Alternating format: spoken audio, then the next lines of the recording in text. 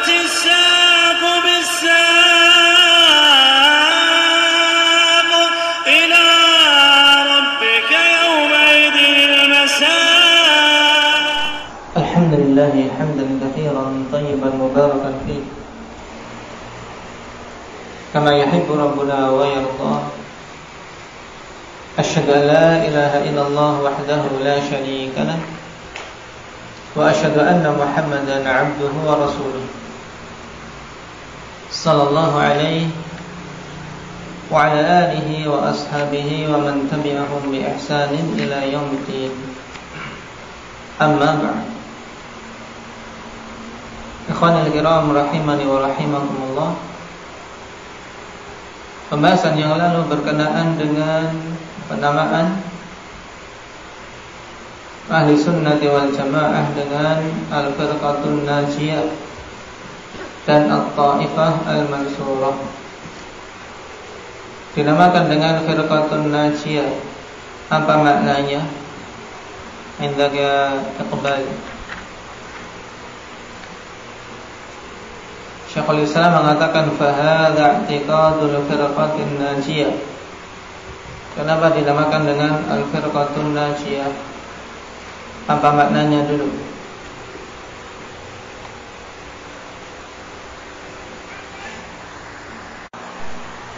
Taib. Golongan yang selamat, firqatun najiyah. Karena mereka satu-satunya golongan yang Rasul sallallahu alaihi wasallam katakan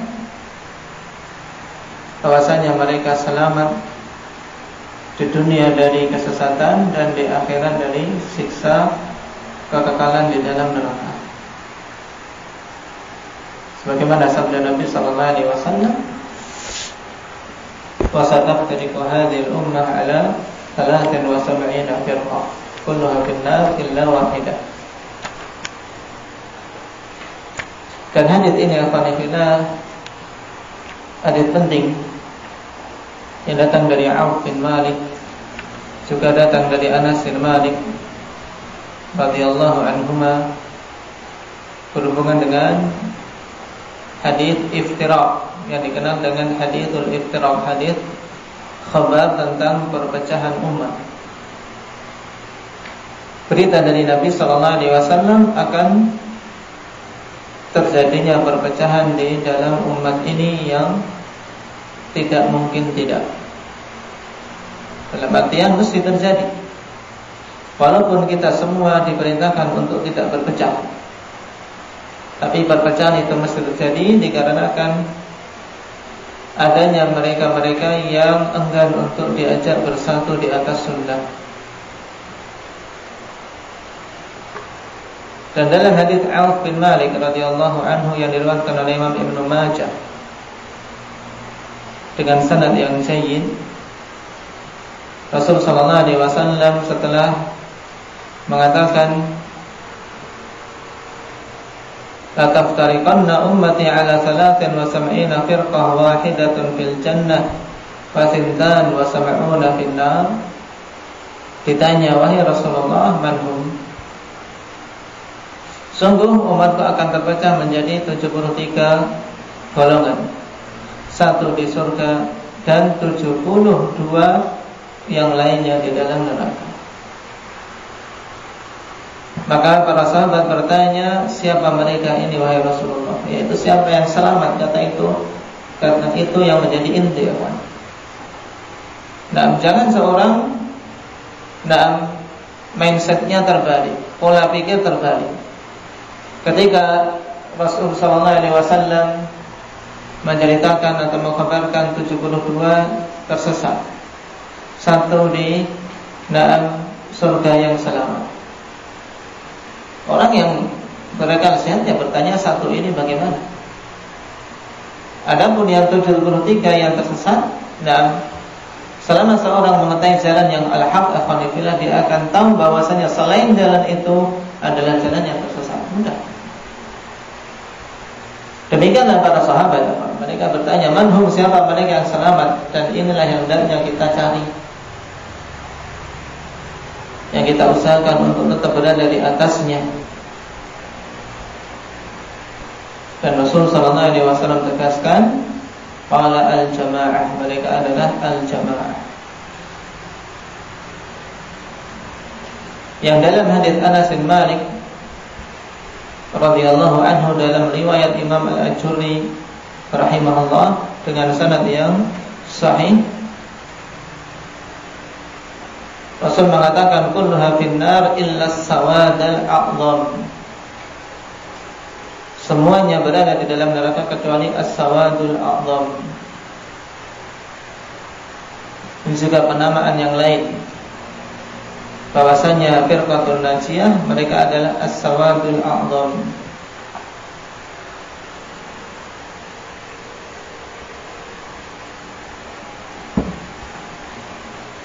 Golongan yang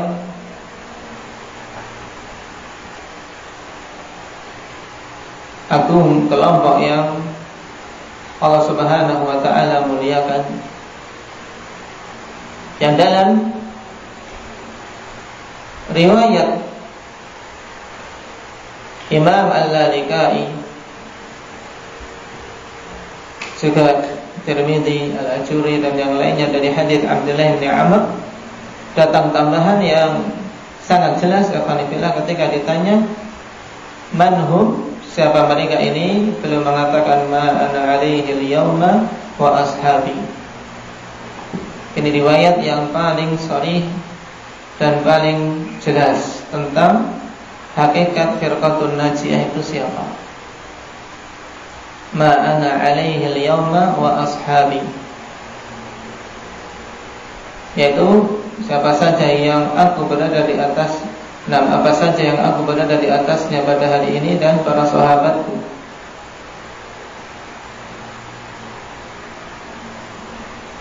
Walaupun riwayat ini afanillah secara sendirinya ada kelemahan, cuman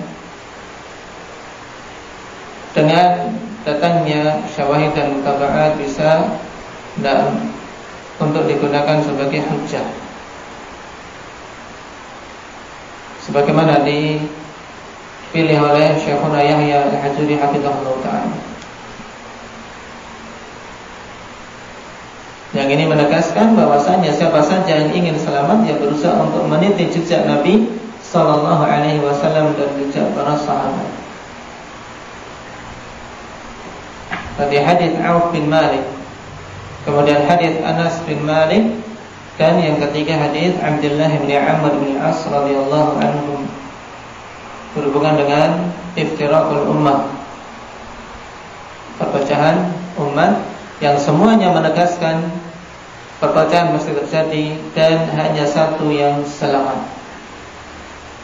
Maka wajib seorang yang memiliki akal sehat untuk berusaha bagaimana dia bisa selamat dengan menempuh bimbingan Nabi sallallahu alaihi wasallam. Kemudian mereka juga dinamakan dengan At-Taifah Al-Mansurah. Apa maknanya? Alif.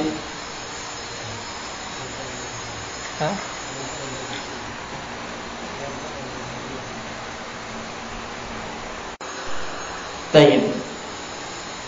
Golongan yang diberi pertolongan oleh Allah Subhanahu wa ta'ala, sehingga senantiasa kokoh di atas al-haq dan senantiasa menegakkan kebenaran, tidak peduli siapapun yang menyelisihi, dan tidak peduli ada tidaknya orang-orang yang membela. Apa dalil untuk penamaan ini? Indah ya Ridwan. Baik. La tazalu ta'ifatun ummati mansurin atau mansurun dalam riwayat Qurrah bin Iyas, la tazalu ta'ifatun ummati mansurin la yadurruhum man khadalahum hatta taqum as-sa'ah. Dan riwayat yang lebih masyhur muttafaqun alaih la tazalu ta'ifatun min ummati qa'imatan bi amrillah la yadurruhum man khadalahum aw khalafahum hatta ya'tiya amrullah wa hum zahiruna 'alan nas. Senantiasa ada segolongan dari umatku yang tegak di atas perintah Allah, tidak bermadarat bagi mereka orang-orang yang tidak mau menolong atau orang-orang yang menyelisih mereka sampai datang ketetapan Allah Subhanahu wa taala, yaitu dikirimkannya angin dari arah mana kemarin? Indah Maison, dari arah Yaman dan juga dari arah Syam. Datang dua hadis dari arah Yaman dan dari arah Syam yang mencabut nyawa-nyawa setiap orang yang ada keimanan padanya. Wa hum zahiruna 'ala nas, dan mereka senantiasa zahir, yaitu menang atas manusia. Golongan yang Allah Subhanahu wa taala berikan pertolongan. Dan sebagaimana disyaratkan kemarin, hadis ini hadis mutawatir yang menegaskan tentang kemutawatiran yang afanillah, di antaranya Imam Al-Albani rahimahullah taala dari kalangan mu'asirin. Beliau katakan dalam As-Sahihah jilid yang 9 halaman 145, wa huwa haditsun sahihun mutawatir rawahu jama'atun minas sahabah. Itu hadis yang sahih mutawatir. Nah, kita menggunakan istilah mutawatir untuk menghujat orang-orang semisal Mu'tazilah dan yang lainnya.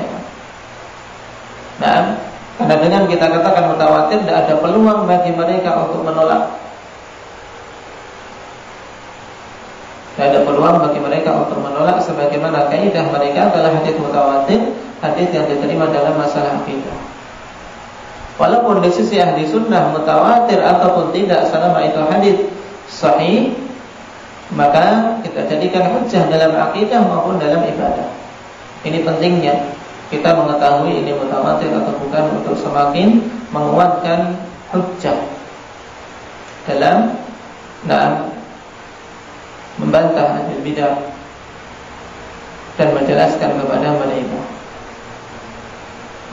Datang dari siapa saja? Datang dari 8 sahabat depan. Jadi catat. Yang pertama dari Muawiyah ibn Abi Sufyan, ini yang paling masyhur dalam Sahihain. Yang kedua dari Mughirah bin Syu'bah, juga dalam Sahihain. Yang ketiga dari Thauban, Maula Rasulullah sallallahu alaihi wasallam, dalam Sahih Muslim. Yang keempat dari Uqbah bin Amir, dalam Sahih Muslim. Yang kelima dari Qurrah Al-Muzani, Qurrah bin Iyas Al-Muzani, dalam Musnad Ahmad. Dengan sanad yang sahih. Yang keenam dari Abu Umamah, juga dalam Musnad Ahmad.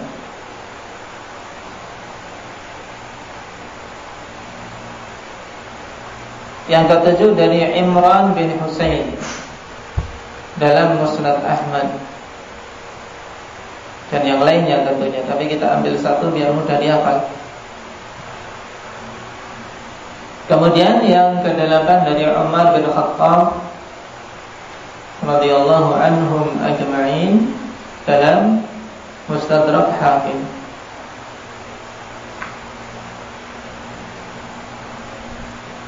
Dua dalam Sahihain, yaitu Abu Muawiyah dan Mughirah. Kemudian dua dalam Sahih Muslim, Thauban dan Uqbah bin Amir.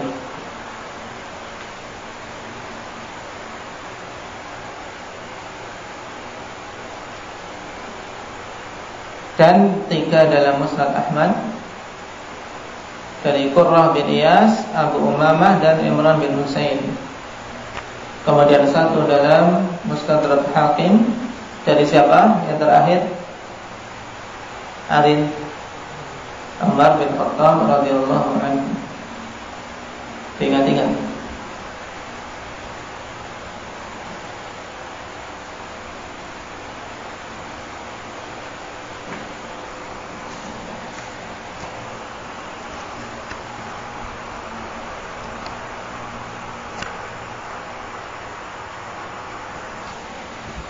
Kita lanjutkan.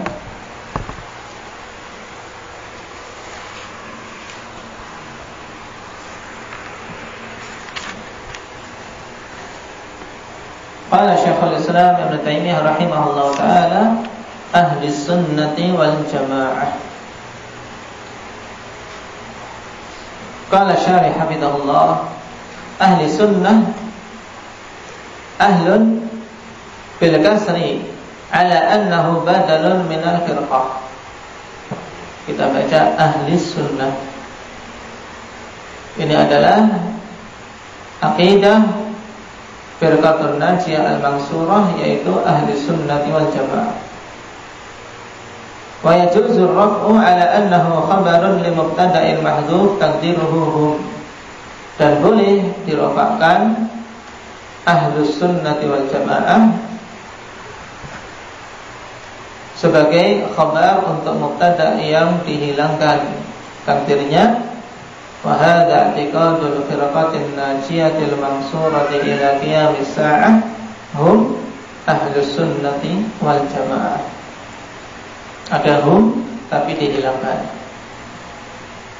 Ini cara bacanya. Was sunnah hiya at-tariqah allati kana 'alaiha Rasulullah sallallahu alaihi wasallam min aqwalihi wa af'alihi wa taqriratih. Dan sunnah yang dimaksud di sini adalah jalan yang Nabi sallallahu alaihi wasallam berada di atasnya, baik berupa perkataan dan perbuatan maupun persetujuan beliau. Dan mengetahui penggunaan istilah sunnah penting, kawan. Karena banyak manusia ketika tidak bisa mengetahui makna istilah, akhirnya tercampur aduk pada dirinya pemahaman-pemahaman yang salah. Baik, karena penggunaan sunnah dalam syariat ini macam-macam maknanya. Kalau dalam pembahasan akidah, ketika dikatakan semisal ini as-sunnah, berarti mencakup semuanya, yaitu jalan hidup yang ditempuh oleh Nabi SAW, baik dalam berakidah maupun dalam beribadah maupun dalam bermuamalah, itu semuanya masuk dalam cakupan sunnah. Kenapa? Karena intinya sunnah adalah jalan yang ditempuh oleh Nabi berupa perkataan, perbuatan maupun persetujuan beliau. Sehingga sunnah di sini mencakup hal-hal yang sifatnya wajib, juga mencakup hal-hal yang sifatnya mustahab. Dan di sana ada istilah sunnah yang lebih spesifik, lebih sempit dalam pembahasan fikih, juga dalam usul fikih. Yang istilah sunnah ini digunakan untuk dalam suatu perkara yang dianjurkan dalam syariat tapi tidak sampai derajat wajib, di mana yang melakukannya mendapatkan pahala dan yang meninggalkannya bukan karena benci tidak akan mendapatkan dosa. Tapi kalau meninggalkan perkara yang mustahab ini karena benci akhwanillah, nah beda lagi. Makanya ada qaid, nah meninggalkan perkara tersebut bukan karena apa? Karena kebencian terhadapnya. Ini yang tidak berdosa. Tapi kalau meninggalkan perkara sunnah, nah walaupun tidak sampai derajat wajib, karena benci terhadapnya, maka ini berdosa.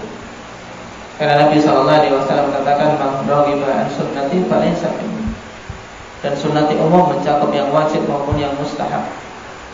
Siapa yang membenci sunnahku bukan termasuk golongan. Jadi istilah sunnah ini harus dipahami dengan baik maknanya. Makanya kalau para ulama kita menyeru untuk berpegang teguh dengan sunnah, maka yang dimaksud sunnah secara umum, yaitu jalan yang ditempuh oleh Nabi SAW. Maka secara umum hukumnya apa? Berpegang teguh dengan sunnah. Syafi'i hukumnya wajib, karena Nabi mengatakan alaikum bisunnati. Sebab siapa saja yang tidak berpegang dengan sunnah, ya dia akan celaka. Karena lawan dari sunnah adalah bid'ah. Kalau tidak mau berpegang teguh dengan sunnah, ya tidak ada pilihan lain kecuali dia terjatuh dalam kebid'ahan. Kemudian kenapa dinamakan dengan ahli sunnah? Wasummu ahla sunnati lintisabihim li sunnati Rasul sallallahu alaihi wasallam duna ghairiha minal maqalati wal madahib. Mereka dinamakan dengan ahli sunnah dikarenakan penisbatan mereka terhadap sunnah Rasul sallallahu alaihi wasallam, bukan kepada selainnya. Baik itu berupa perkataan-perkataan ataupun madhab-madhab. Jadi mereka murni menisbahkan diri kepada sunnah Nabi sallallahu alaihi wasallam. Bi khilafi ahli al-bid'ah fa innahum yunsabuna ila bid'ahihim wa dalalatihim. Berbeda dengan ahli bid'ah. Karena sungguhnya mereka dinisbahkan kepada kebid'ahan mereka dan kesesatan mereka. Jadi dinisbahkan pada ideologi sesat yang ada pada mereka. Seperti contohnya Qadariyah wal Murji'ah. Qadariyah dinamakan Qadariyah dikarenakan mereka memiliki ideologi sesat dalam permasalahan takdir. Berkeyakinan bahwasanya perkara-perkara terjadi di dunia tanpa ada takdir dari Allah Subhanahu wa taala. Sebagaimana dalam hadis yang paling pertama dalam Sahih Muslim pada Kitabul Iman. Di mana pada zaman itu, di saat masih ada deretan para sahabat, karena Qadariyah termasuk firqah yang awal-awal muncul setelah kemunculan Khawarij. Dan inna awwala man qala bil qadari Ma'badun al-Juhani bil Basrah. Yang pertama kali berbicara tentang masalah qadar di negeri Basrah adalah Ma'bad al-Juhani.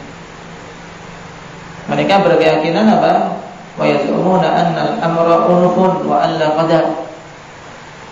Mereka berkeyakinan bahwasanya perkara itu unuf, yaitu terjadi secara tiba-tiba, tidak ada takdir. Tidak ada ketetapan dari Allah Subhanahu wa taala. Sehingga mereka menetapkan manusia itulah yang menentukan dan menciptakan perbuatan-perbuatan mereka sendiri. Ini Qadariyah yang merupakan keyakinan mendasar pada kelompok Mu'tazilah juga.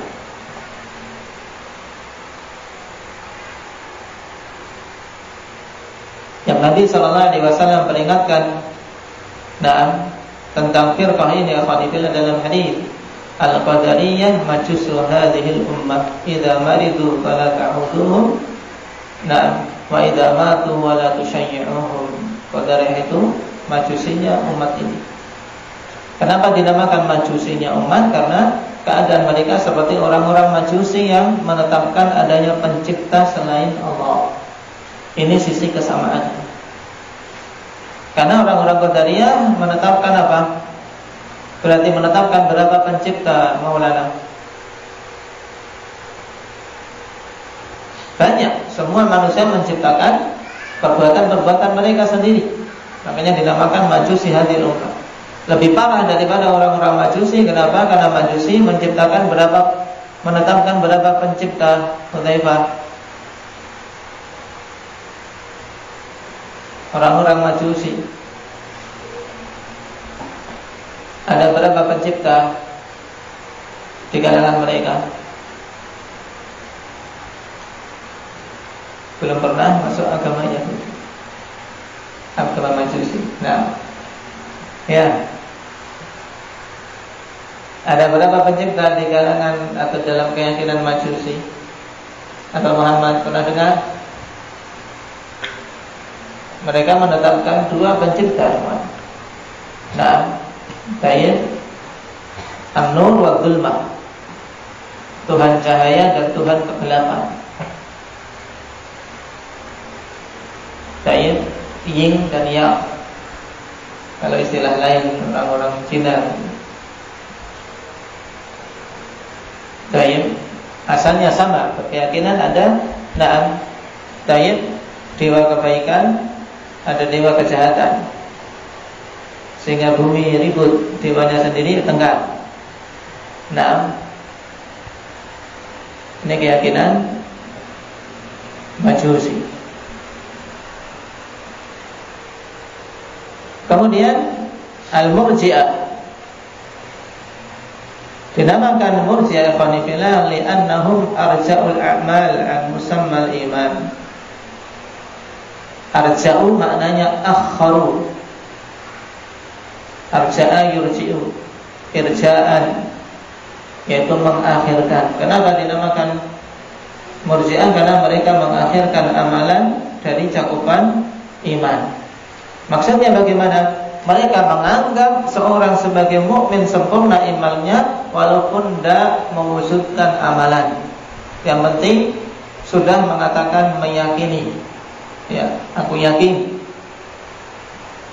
Mengatakan dengan lisannya atau hatinya, yang penting meyakini. Dan Murji'ah bertingkat-tingkat yang nanti insyaallah kita bahas pada pembahasan tentang firaq. Yang jelas firqah ini juga awal-awal yang muncul. Penamaan ini dinisbahkan kepada apanya? Rifki,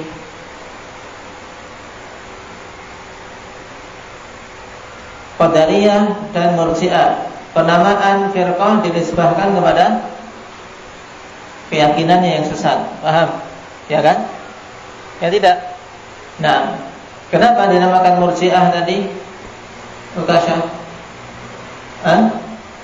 mengakhirkan amalan dari cakupan iman. Sampai sini lengkapi. Jangan cuma mengakhirkan amalan saja. Dibingung mengakhirkan amalan apa? Saya amalkan nanti sholat zuhur, diakhirkan sampai jam 1. Murji'ah kamu. Nah, repot. Nah, baik.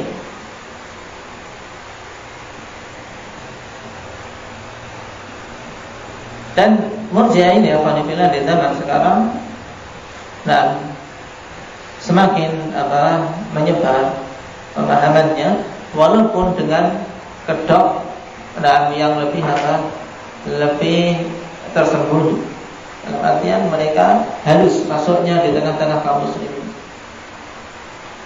Nah, halus di tengah-tengah kaum muslimin. Maka seorang muslim hanya betul-betul berhati-hati dari keyakinan menyimpang dalam masalah ini. Dan pembahasan Murji'ah insyaallah secara lebih mendalam ketika kita membahas tentang masalah iman.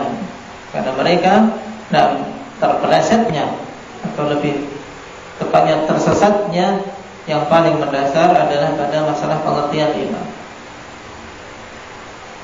Qala wa taratan yunsabuna ila imamihim kal Jahmiyah. Dan terkadang suatu firqah yang sesat dari kalangan ahli bidah dinisbahkan kepada pemimpin mereka seperti Jahmiyah. Nisbah kepada siapa? Imam mereka itu ya apa jadi? Jaham bin Sufwan. Nah, padahal Jaham bin Sufwan bukan pencetus pemahaman tersebut. Karena siapa yang mencetuskan pemahaman Jahmiyah ini? Walaupun pemahaman itu tidak dinisbahkan kepadanya. Siapa Abu Zaid? Jaham bin Sufwan mengambil dari gurunya, yaitu ingat? Siapa Bang Umar?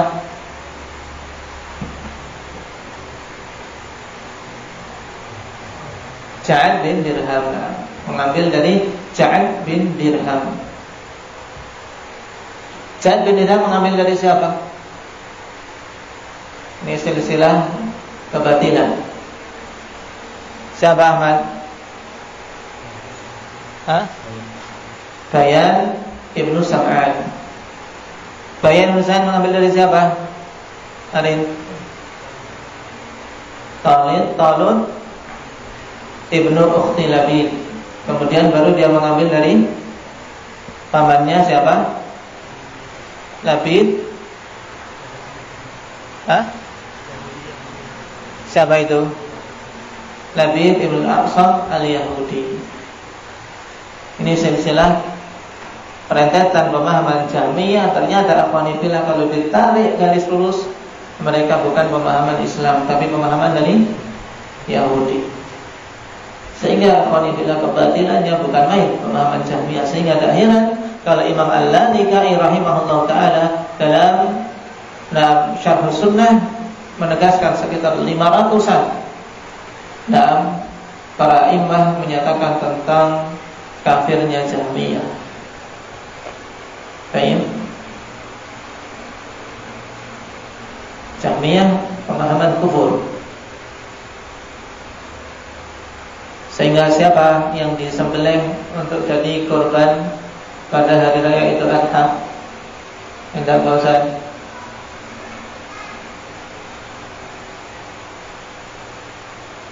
Dari silsilah Jahmiyah tadi siapa yang disembelih pada hari raya Idul Adha?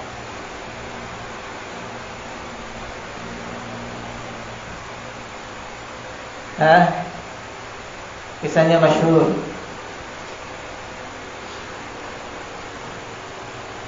Siapa Abu Zur'ah?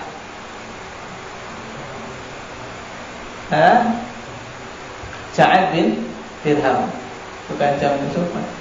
Ja'ad bin Dirhamnya yang disembelih. Siapa yang menyembelih? Rajari?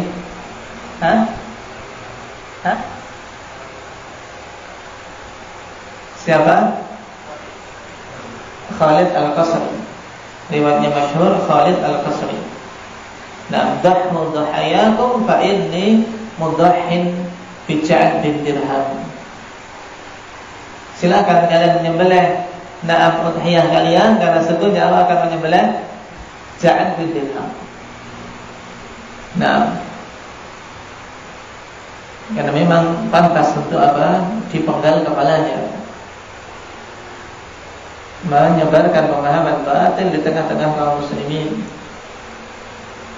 Dan lihat, terus ada saja yang berkeyakinan seperti itu. Waliyahzubillah.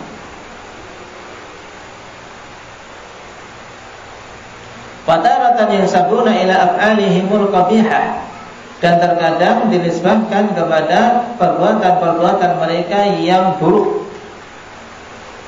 Rafidah, seperti Rafidah. Nah, kenapa dinamakan Rafidah? Ini nisbah kepada perbuatan mereka yang buruk. Nah, kenapa? Summu bidzalik li rafdihim Zaid ibn Ali. Karena mereka apa?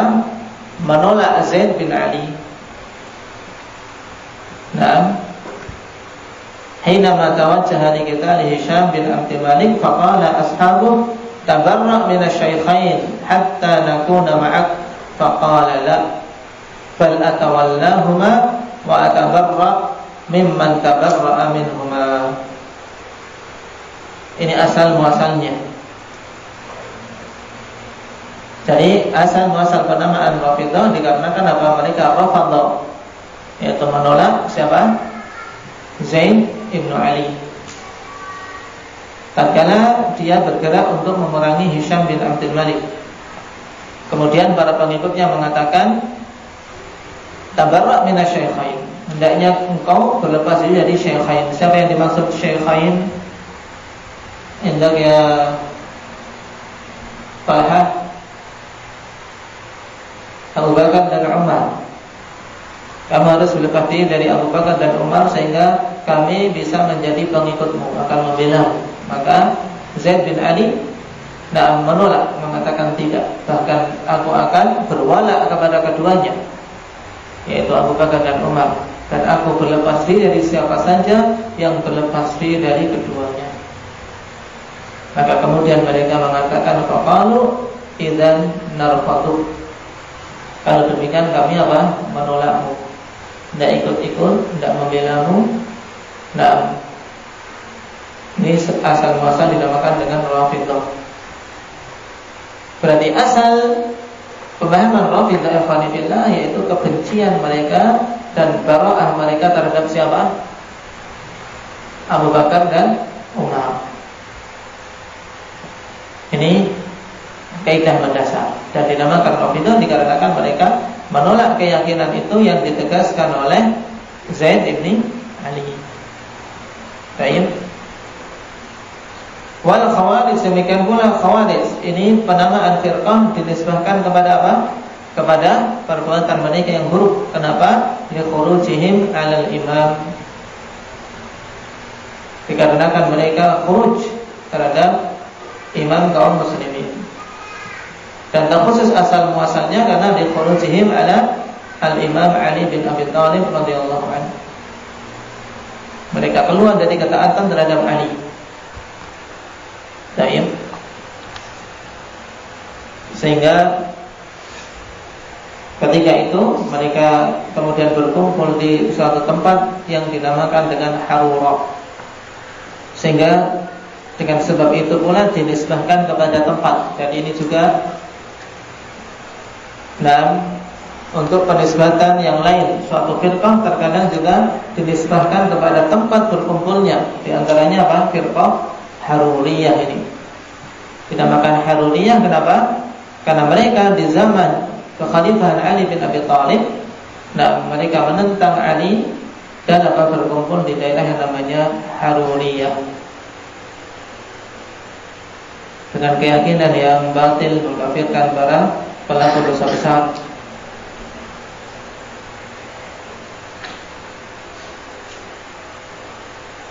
Dan mengkafirkan Utsman serta Ali, Talhah, Zubair dan Aisyah.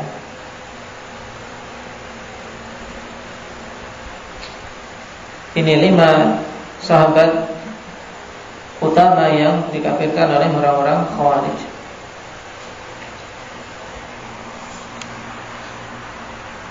Sedangkan al-jamaah maknanya apa? InsyaAllah kita ambil pada pertemuan yang akan datang.